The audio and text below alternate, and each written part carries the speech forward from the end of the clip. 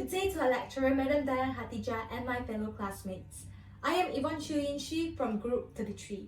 Close your eyes and imagine this. A scientist is in a laboratory, mixing chemicals and experimenting research. Now, if you pictured a man with white frizzy hair in a lab coat, you may have been confirmed to the gender stereotype that men are more suited for professions in STEM fields. Today, my topic is the leaky pipeline of women in STEM. What is STEM? STEM stands for Science, Technology, Engineering, and Mathematics. The leaky pipeline of women in STEM is an illustration of how women are passively leaking out of STEM careers with no discussion on the occurrence of such leaks. A study done by Pew Research Center shows that 50% of women in STEM have experienced gender discrimination in the workplace. Generally, there are three main issues of gender inequality, which are the gender wage gap, unequal opportunity, and different standards. The gender wage gap persists between men and women across all countries and sectors. The United Nations Women states that for every dollar earned by a man, women only earn 81 cents. It is not a question of ability, but rather an issue of discrimination against women. A study by Pew Research has found that 29% of women in STEM experience earning less than a man while holding the equal task and position. This means that women are thought to be less valuable than men even though they are of the same place. Furthermore, obtaining a job in STEM is an issue as well. In STEM, it is because these fields are usually perceived as male-dominant occupations.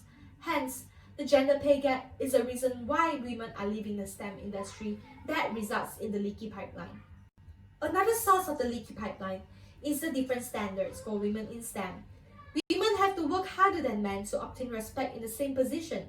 A prominent example would be Madame Marie Curie, the first woman and only person ever to win 2 Nobel Prizes. However, all her accomplishments were still not able to gain the acknowledgement of her peers. Moreover, the idea that women should be the primary caregiver of the family amplifies this situation. It is a prevailing ideology where women who have families and children are unable to focus on their professional work duties at their workplace. In view of this, sociologists coined the term the motherhood penalty. Motherhood, a supposedly joyous event, turned into a punishment for the careers of women in STEM. As a result, countless women in STEM leave due to the hostility of the workplace towards women in motherhood. The third leak is known as the opportunity gap. The opportunity gap refers to the fact that arbitrary circumstances such as race, gender, and socio-economic status determine their opportunities in life. Women in STEM receive less funding and support for their research. This acts as a stumbling block for women to pursue further research. Without the equal opportunity to obtain fundings for future research, women are held back more on their careers. Representation is vital for one's research to be deemed accurate and valid. Thus, awards such as the Nobel Prize is an important opportunity for an individual to gain credibility for his or her research and resources. Yet, from the year 1901 to 2018, only 15 women in compared to 411 men has been awarded Nobel Prizes in physiology and medicine or physiology. These circumstances further validates the idea that men are given more opportunities than women to success in their career. Consequently, many would decide to give up on pursuing a career in STEM. In conclusion, unequal pay, the opportunity gap, and different standards are the main links of the pipeline for women in STEM.